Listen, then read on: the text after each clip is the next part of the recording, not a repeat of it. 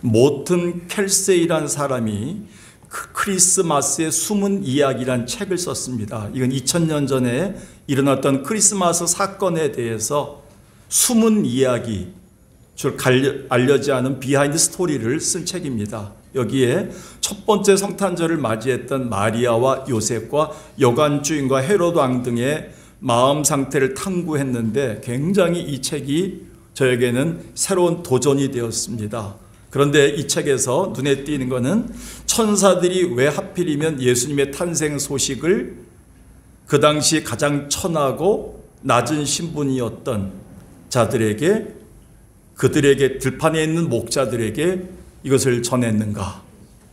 저는 그 의구심을 이 사람이 품으면서 저도 같은 생각을 하게 되었습니다. 그런데 동시에 만약 그때 메시아 탄생의 고급 정보가 바리새인들이나 정치가나 기업인들에게 먼저 전달되었다면 아마 그들은 그 순간부터 그것으로 세력을 구축하고 돈을 모으고 세미나 등으로 분주했을 겁니다. 그리고 로마 정부와 협상하느냐고 바빴을 것으로 추정합니다. 근데 다행히도 아주 계산적이지도 않고 정치적이지도 않은 사회적 영향력이 없었던 목자들에게 먼저 전해짐으로 도리어 그들을 통해 순수한 복음 상태 그대로 예수 그리스도가 온 세상에 전파된 것임을 저자는 우리에게 말하고 있습니다. 오늘날도 이 하나님의 메시지는 복잡한 마음이 아닌 우리의 마음속에 순수하고 겸손하고 비천한 우리들 마음속에 전해지길 원하고 이걸 통해서 세상에 널리 선한 영향력이 끼치길 원하고 있습니다. 그런데 우리가 알다시피 21세기 교회는 너무 막강해지다 못해 화려해졌습니다. 그러다 보니 오늘날 예배당 건물의 크기가 얼마나 크냐, 회중 숫자가 얼마나 되느냐, 재정 규모가 얼마나 되느냐, 여기에 따라서 막강한 권력이 되고 직분이 명예가 되다 보니 오히려 교회 속엔 세상이 들어왔습니다. 심지어는 그러다 보니 국가 권력이 교회를 사찰하고 판단하는 일들이 종종 일어나고 있습니다. 따라서 이 화려함과 막강함 속에는 더 이상 예수가 존재하지 않고 되레 예수님이 액세서리 정도로만 취급되는 현실이 되었습니다. 지금부터 2000년 전에도 이런 일이 있었더군요. 6월절에 큰 부흥성회를 마치고 돌아가던 예수님의 어머니 아버지에게도 이런 일이 있었습니다. 누가복음 2장 43절에 보니까 그 부흥회를 마치고 돌아갈 때 아이 예수는 예루살렘에 그냥 있었는데 부모는 이를 알지 못하고 하루 동안 갔습니다. 가보니까 동행 중에 예수가 없는 거예요. 아들이 없는 거예요. 그래서 부랴부랴 45절에 보니까 만나지 못한 찾으면서 예루살렘까지 가서 겨우 예수님을 만납니다. 이 사건이 성경에 기록됐던 이유는 이 땅에 오신 예수 그리스도가 주인공인데 주인공을 놓친 채 예배를 드리고 있고 신앙생활을 하고 있는, 예배를 드리며 찬양하고 있는 우리들의 모습을 그는 굉장히 많이 지적하고 도전한 것이라고 저는 생각합니다. 근본 성탄절에는 그래서 어느 때보다도 오늘의 주인공이신 예수 그리스도를 잃어버리거나 놓쳐서는 안 되고 우리 속에 꼭 모셔드려야만 하는 겁니다. 오늘 아침에 이런 생각했습니다. 과연 오늘 예배당에 오지 못하신 분들은 왜 못 왔을까? 왜 우리 자녀들이 예배당을 채우지 못할까? 그들은 지금 이 시간에 무엇을 하고 있을까? 어제 성탄절 이브 때 무엇을 했을까? 마음이 많이 무너집니다. 답답합니다. 먹먹합니다. 제발 그들 속에 예수님이 잃어버리지 않았으면 좋겠다는 마음을 가지고 이 메시지를 전하게 되었습니다. 여러분, 크리스마스란 뜻 아십니까? 한번 얘기합시다. 크리스마스는 우리나라 말로 뭐죠? 성탄절입니다. 성탄절이란 말이 어디서 나왔느냐? 예수 그리스도를 위해서 미사를 드리는 날이다. 이 미사란 말이 캐톨릭에서 나온 것이 아니라 미사란 말 자체는 마스, 바로 예배를 얘기합니다. 예배. 축하드리고 경배하는 마스 날이다. 이게 바로 뭐냐면 크리스마스 미사다. 그래갖고 예수님만을 위해서 생각하고 찬양하고 경배하는 날이 바로 크리스마스란 뜻입니다. 특별히 오늘 본문에 보면 예수 그리스도 오시기 700년 전에 놀랍게도 미가 선지자는 예수가 어디서 탄생할 것과 그가 오셔서 해야 될 일들을 이렇게 분명히 예언했습니다. 다시 한번 본문을 볼까요? 2절부터 4절까지 보니까 베들레헴 에브라다야, 너의 마을은 작은 마을일지라도 이스라엘을 다스릴 자가 네게서 나올 것이다. 여러분, 조그만 촌동네라도 대통령이 나오면요, 왕이 탄생하면요, 박사가 나오면요, 큰 마을이 됩니다. 제가 살았던 춘천에 박사 마을이 있습니다. 서면 쪽 춘천댐 가다 보면 박사 마을이 있습니다. 강 건너. 거기는 박사가 30명 이상 나왔습니다. 거기에 이제 한승수 총리서부터 옛날에 거기 출신들이 굉장히 많지요. 아마 지금 한동훈 씨도 거기 출신으로 알고 있는데 옛날에.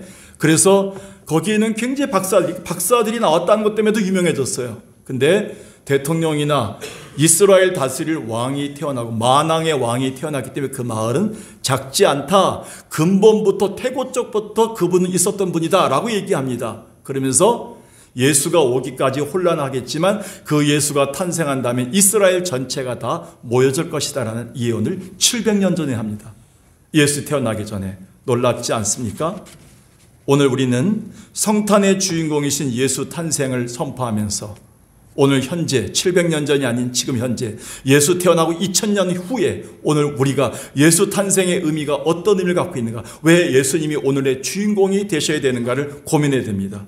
그렇다면 성탄절에 오늘 우리에게 예수 그리스도가 주인공이 되셔야 되는 이유가 무엇일까요? 다른 건 다 잊어버려도 세 가지는 꼭 기억하시고 오늘 예배당에 나오지 못한 자녀들에게 저녁 때 케이크 파티하고 예배 드릴 때 반드시 전달해 주시기 바라겠습니다.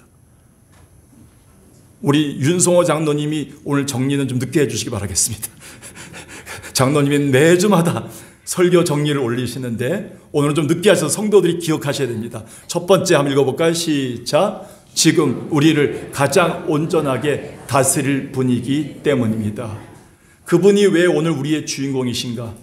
이 나라를, 우리 가정을, 나를 가장 완벽하게 온전하게 다스릴 분이기 때문에 그분이 주인공이십니다. 우리는 살아오면서 그동안 여러 권력자나 지도자들의 통치와 지도를 받아왔습니다. 근데 행복하기보다 실망과 아쉬움이 너무 큽니다. 그 누구도, 어떤 왕권도, 어떤 정권도, 어떠한 정책도 우리의 삶에 행복을 안겨주거나 지금 인류가 가진 이 직면한 처절한 죄악의 문제를 경감시키거나 해결하지 못했습니다. 또 심각한 가정의 위기와 탈선, 인류가 앓고 있는 심적인 정신적 질병들을 치료하지 못했습니다. 그러다 보니 유다 백성들이 그랬던 것처럼 우리 또한 이 모든 문제를 다스리고 온전히 치료할, 해결할 메시아를 갈망하는 겁니다. 그래서 바울은 이렇게 고민했습니다. 모든 걸 다 가진 사람이었지만 오라 나는 공고한 사람이로다. 나는 오늘 죽을 몸이로다. 죽겠다. 난 못 살겠다 고백합니다. 그런데 이내 성탄의 주인공이신 예수 그리스도를 만나고 발견한 다음에 이렇게 고백합니다. 그러나 우리 주 예수 그리스도로 말미암아 내가 살겠다. 감사한다. 이렇게 고백해요. 오늘 여러분의 인생이 BC와 AD로 나눕니다. 예수 이전과 예수 이후로 나눠야 됩니다. 그거는 뭐냐? 불행과 아픔과 고통과 무질서에서 이젠 질서와 행복과 다스림의 그 은혜로 옮겨지는 그 날이 바로 성탄절이라는 것입니다. 굉장히 중요한 의미를 가지고 있습니다. 그래서 미가 선지자는 5장 2절에서 에브라다야 이스라엘을 다스릴 자가 내게서 나오는데 어떻게 다스린다고 합니까? 4절에 보니까 여호와의 능력을 가지고. 여러분, 어떤 대통령의 능력이 오래 갑니까? 아니올시다. 2년도 못 갔습니다. 지금 대통령이 5년도 못 갑니다. 7년도 못 갑니다. 많이 해도. 그렇게 많이 잡은 사람도 24년을 못 갔습니다. 근데 하나님의 능력으로 다스리면 천지를 만드시고 무질서를 질서로 만들고 어둠과 혼란을 질서와 빛으로 만드셨던 하나님의 능력이 임하시면 온전한 나라가 되는데 예수 그리스도가 다스리는 나라가 되도록 기도하셔야 됩니다. 그리고 예수 그리스도는 하나님의 이름을 가지고 다스릴 것이다. 이렇게 얘기했어요. 그는 그냥 사람들을 억압하고 칼과 무기로 억압하는 것이 아니라 군대를 동원해서 억압하는 분이 아니라 그분은 바로 평화롭게 목자같이 우리를 품에 안고 인도할 분이 오실 것이다. 목자가 오실 것이다. 이렇게 얘기했어요. 얼마나 아름답습니까? 그분이 오늘 예수 그리스도입니다. 이 땅에 오셔서 예수 그리스도는 메시아가 되셔서 우리 가정과 우리의 마음에 일고 있는 폭풍, 바람을 잠재울 뿐이다. 그래서 마가는 이렇게 얘기했습니다. 예수께서 깨어서 바람을 꾸짖으시며 바다더러 이르시되 잠잠하라 고요하라 하시니 바람이 그치고 아주 잔잔해지더라. 많은 사람들이 얘기했어요. 누구기에 바람과 파도를 꾸짖고 잠잠케 하는가? 천지를 만드신 하나님 여호와 예수 그리스도만이 그렇게 할 수 있다는 것입니다. 그분이 오셨다는 겁니다. 할렐루야. 그분이 오셨기 때문에 그분이 다스리도록 기도하셔야 됩니다. 방황하는 아들, 방황한 딸들, 그리고 우리의 가정, 우리 다음 세대에게 예수 그리스도가 왕으로 오셔서 저들을 통치해 주시는 성탄절이 되도록 기도해야 됩니다. 그럴 때만이 우리에게 참 질서를 완벽하게 줄 수 있습니다. 그래서 예수님은 이렇게 우리를 초청합니다. 읽어볼까요? 시작. 수고하고 무거운 짐진 자들아 다 내게로 오라. 내가 너희를 쉬게 하리라. 인류 역사상 이렇게 말한 사람은 아무도 없습니다. 어떤 성인도 이렇게 말하지 못했습니다. 우리를 만드신 분, 고치실 분만이, 이렇게 다스릴 분만이 말씀할 수 있다는 겁니다. 오늘 여러분, 어떤 강대국을 의지하지 마십시오. 어떤 지도자가 대통령이 된다고 얘기하지 마십시오. 함부로 교회에서는 그런 얘기하지 마십시오. 첨단 무기나 달러가 지배할 수 있다고 얘기하지 마십시오. 트럼프가 되면 세상이 달라질 것이라고 또 얘기하지 마십시오. 장담하지 마십시오. 오직 예수 그리스도의 능력과 은혜와 복음으로 다스릴 분, 그 하나님이신 예수 그리스도가 다스려야지만 성탄절을 맞이하고 새해를 맞는 우리들에게 참 평화가 올 줄로 믿습니다. 예수 그리스도가 우리를 다스릴 분으로 오셨기 때문에 우리는 그분을 성탄의 주인공으로 모셔야 됩니다. 두 번째 한번 읽어볼까요? 시작.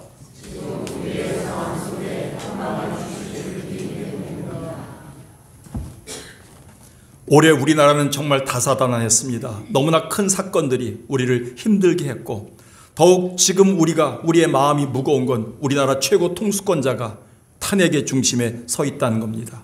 그러다 보니 국론이 분열되고요, 백성의 마음이 분열되고요, 쪼개지고요, 마음의 평안은 점점 더 사라져가고 있습니다. 그 대신 기쁨과 사랑과 용서가 없는 너무 불안한 연말을 보내고 있습니다. 우리 또한 어렵게 예배당 문을 다시 열고 코로나 팬데믹 위에 하나님을 찾게 되었지만 정작 예배당 문을 나서게 되면 여전히 나아지지 않는 현실 속의 괴리감에 불안과 초조함을 감출 수가 없습니다. 그럼에도 우리가 오늘 이 성탄절의 소망을 갖고 있는 것은 성탄의 주인공이 우리에게 평화를 선물하실 분이기 때문에 그렇다는 것입니다. 그래서 미가는 이렇게 얘기했습니다. 5장 2절에 베들레헴 에브라다야, 유다 족속 중에 작을지라도 걱정하지 말고 무너지지 말라. 네가 작을지라도 너를 위해 다스릴 자가 오는데, 5절 보겠습니다. 이 사람은 뭐가 된다고요? 평강이 될 것이다. 우리 가정에 들어오면, 내 마음에 들어오면 평화를 줄 것이다. 이분만이 주시는 평화가 진짜 평화다. 예수가 오신 목적, 우리의 주인공이 되셔야 할 이유, 우리의 소망인 이유, 혼란한 이 세상 속에, 불안한 세상 속에 저분만이 평화로 오시기 때문에 그렇다, 이렇게 선포하고 있습니다. 그래서 동시대에 살았던 이사야 선지자는 이렇게 고백했습니다. 이사야 53장 5절, 그가 십자가에서 찔림은 우리의 허물 때문이요, 그가 상함은 우리의 죄악 때문이다. 그가 징계를 받음으로 우리가 뭘 누리고? 평화를 누리고. 예수 십자가 붙드십시오. 성탄절에 가장 성령 충만할 때가 성탄절이 되어야 됩니다. 흥청망청 놀 때가 아닙니다. 예수 십자가 붙들면 거기에서 그리스도의 평화가 십자가를 통해 나온다는 거예요. 예수가 우리에게 주었던 그 어떤 것도 하야될 수 있는, 하나 될 수 있는 평화를 주신다는 것입니다. 그런데 이 세상이 그런가요? 어느 누구나 만나보면, 정치가들을 만나보면 마음의 평안, 평강을 갈구하지만 찾지 못하고 있습니다. 21세기를 살아가는 우리 모두에게 화두는 평화일 겁니다. 평강일 겁니다. 내 마음의 화평일 겁니다. 근데 그것이 없다는 거예요. 여러분, 이 그림을 보십시오. 여러분, 오늘날 세계에서 가장 비싼 그림이 무엇입니까? 이미 답이 나왔어요. 이래도 얘기 안 하면 여러분, 마스크 쓰는 거 또 써야 됩니다. 다시 한번 묻겠습니다. 이 세상에서 가장 비싼 그림으로 평가받는 게 어떤 그림입니까? 어떻게 아셨어요? 이 모나리자가 얼마라고요? 지금 시가로 약 40조 원이에요. 근데 제가 직접 봤거든요. 가서 55cm, 77cm 요만해요. 이 모나리자가 있는 곳이 프랑스의 루브르 박물관입니다. 2018년 기준으로 루브르 박물관에 1년 동안 이 모나리자를 보기 위해서 왔다는 분들이 1,000만 명입니다. 코로나 이후에 다시 회복돼서 1,000만 명을 넘었답니다. 누가 만들었죠? 누가 그렸죠? 어떻게 하셨어요? 르네상스 시대 때 이탈리아를 대표한 천재 미술가 레오나르도 다빈치가 그려진 것으로 작습니다. 유체 페노라입니다. 근데 왜 많은 사람들이 모나리자에 열광하고 1년에 1,000만 명씩 이걸 보러 갈까요? 여러분, 우리가 알다시피 모나리자는요, 오늘날로 비교할 때는요, 미녀가 아니에요. 뭐가 없어요? 얼굴의 반 이상을 좌우하는, 얼굴값의 반 이상을 좌우하는 눈썹이 없어요. 가보면 이상해요. 눈썹이 없으니까 그냥 무서워요. 그런데요, 자세히 보는 순간 눈물이 나요. 여러분, 만약 모나리자에게 평가합니다. 학자들이 만약 모나리자에게 얼굴의 반 이상을 차지하는 눈썹이 짙게 그려졌다면 모나리자에 열광하지 않았을 것이다. 이렇게 얘기합니다. 얼굴의 반을 좌우하는 눈썹이 없기 때문에 사람들이 어디에 집중하는 거예요? 모나리자의 아름다운 미소에 집중합니다. 아늑한 미소에 집중한다는 겁니다. 더 아름답게 부각되는 이 미소를 통한 평안함이 다가온다는 겁니다. 그래서 이 그림을 보면 볼수록 마음의 평안을 얻게 되고요. 그리고 이 그림을 볼수록 사람에게서 나오는 그 미소를 통해서 얼마나 그 시대의 각박한 르네상스 시대에 많은 사람들이 평안을 얻었는가를 볼 수가 있기 때문에 열광한다는 겁니다. 예나 지금이나 우리 모두는 평화를 갈구하고 평강을 갈구하고 있습니다. 이번 성탄절에 주인공으로 오신 예수 그리스도를 십자가로 평화를 만드셨던 예수 그리스도를 바울은 이렇게 얘기하고 있습니다. 에베소 2장에 보니까 우리의 화평이신지라 둘로 하나를 만드신 원수된 것을 중간에 막힌 담을 허신 분이다. 십자가로 모든 것을 헐고 먼데 있는 너희를 가까이 오게 해서 형제가 되게 했다. 나그네가 아니고 하나님의 자녀가 되게 했다. 먼데 있는 사람이나 여기 있는 사람이나 가진 사람이나 없는 사람이나 다 예수 그리스도 안에서 하나가 되게 만드셨다. 이게 평화가 아닌가? 예수 그리스도는 평강으로 오셨다는 거예요. 예수 그리스도를 제대로 붙들기만 하면 우리 가운데서도 모나리자 미소가 나와요. 옆에 사람한테 한번 물어보세요. 나한테 모나리자가 나와요? 안 나와요? 이렇게 얘기하지 마세요. 모남이 볼펜이나 사라 이렇게.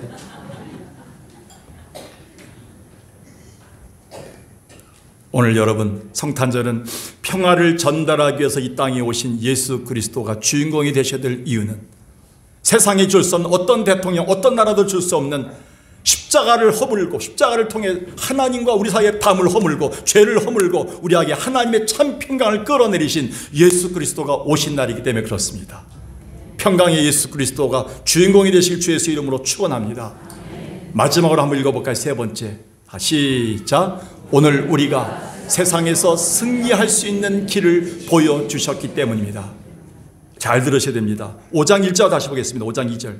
베들레헴 에브라다야 너는 유다 족속 중에 어딜지라도 작을지라도 1,000명도 안 사는 마을이에요. 큰 도시인 예루살렘에다가 떡을 공급하기 위해서 떡을 만들어 팔던 동네, 떡집이란 뜻이 베들레헴이에요. 베틀레헴. 레헴이 떡입니다. 떡을 만들던 집들입니다. 여기가 얼마나 못 살았을까 옛날에는요. 여기 우리 어디입니까? 청량에서 오다 보면 사거리 무슨 데입니까? 거기가? 떡집 많은 데 어디예요? 떡전 골목입니다. 어떻게 하셨어요? 그걸 또 떡전 사거리가 있습니다. 옛날에 힘들게 사시는 분들이 떡을 만들어 사람들에게 공급해서 자립했던 곳이에요. 그것이요. 여러분, 그게 베들레헴인데 여기에서 누가 태어난다고요? 예수 그리스도가 소망이 있었던 거예요. 그래서 마태는 이렇게 얘기하는 거예요. 아니, 원래 작을지라도라는 뜻은 보잘것없고 미천함이란 뜻인데, 그런데 이것을 마태복음 2장 6절에서 마태는 이렇게 선포했어요. 한번 읽어볼까요? 시작. 베들레헴아, 너는 유대 고을 중에서 가장 작지 아니하도다. 내게서 한 다스리는 자가 나올 것이다. 아멘. 여러분, 세상에 만왕의 왕이 태어나셨기 때문에 작은 동네가 아니 되었다, 이렇게 얘기합니다. 이걸 친히 예수님이 보여주셨어요. 바울은 빌립보서에서 이렇게 얘기합니다. 너희 안에 누구의 마음을 품으란? 성탄절은요, 누구의 마음을 품는 날이에요? 예수의 마음. 예수의 마음이 어떤 마음이에요? 높아지려는 마음? 지지하려는 마음? 싸우려는 마음? 싸움 딱? 말만 하면 싸우는 사람들이 있어요. 우리 안에 예수의 마음은 누구냐? 근본 하나님이시지만 하나님이라고 주장하지 아니하고 오히려 자기를 비워서 종의 모습을 가지고 오셔서 우리를 위해서 십자가에 처절하게 죽으신 그 예수 그리스도의 모습을 품는 게 예수의 마음이다. 그게 성탄절이다, 이게 거예요. 그래서 예수가 뭐로 태어나셨어요? 아기로 태어나셨어요. 마ಹು간에서. 근데 어떻게 됐습니까? 하나님이 그를 어떻게 했어요? 지극히 높여서 만왕의 왕으로 세우지 않으셨습니까? 예수가 우리에게 이 땅에서 승리하는 방법을 보여주셨어요. 우리가 낮고 회개하고 다 무너지고 우리가 다 잘못했다고 얘기하고 내 탓이라고 얘기하고 내가 겸손하고 미천했을지라도 그렇게 될수록 하나님은 여러분을 높일 것이다. 이렇게 오늘 우리에게 승리하는 방식을 보여주셨다는 거예요. 예수님의 참모습은 바로 성탄절날 보여주십니다. 이것을 마리아는 자기가 예수 그리스도의 탄생을 아는 순간 이렇게 고백하면서 받아들였습니다.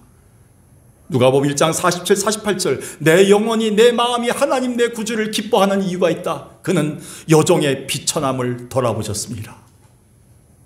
이 여종이 더 이상 비참하지 않아요.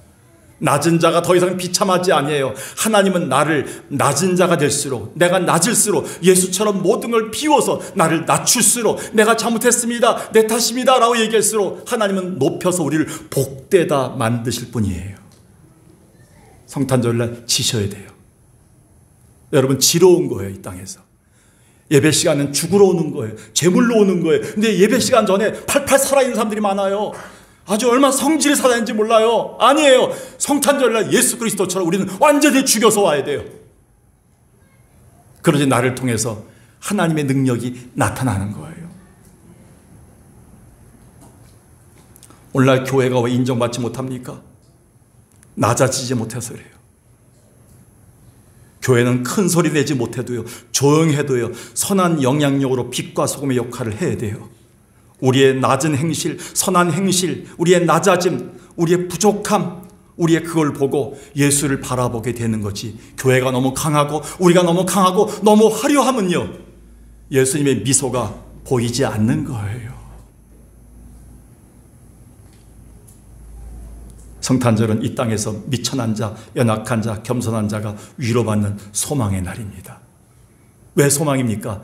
그런 자를 돌아보셔 예수님이 오셨고 친히 그렇게 하신 날이에요. 사랑하는 여러분, 오늘 우리에게 예수님이 성탄의 주인공이 되신 이유는 우리가 세상에서 승리하는 길을 친히 보여주셨기 때문입니다. 예수 그리스도가 오늘 여러분의 성탄의 주인공이 되길 주의 이름으로 축원합니다. 말씀을 오늘 정리하겠습니다. 지금 우리에겐 어느 때보다도 온전한 다스림이 필요합니다. 평안함이 필요합니다. 험한 세상에서 승리하는 길이 절실합니다. 근데 예수가 오심으로 인류의 이 모든 것을 해결하시고 우리에게 친히 보여주셨어요. 그게 성탄의 주인공이에요. 성탄의 주인공이 왜 되셔야 됩니까? 예수님만이 다스릴 수 있기 때문에 그래요. 지금 우리가 겪는 상황에 평강을 주실 분이기 때문에 그래요. 오늘 우리가 세상에서 승리할 수 있는 길을 친히 보여주셨기 때문에 그렇습니다. 오늘 예수가 아무쪼록 여러분에게 귀한 주인공이 되시길 주의 이름으로 간절히 축원합니다. 아멘.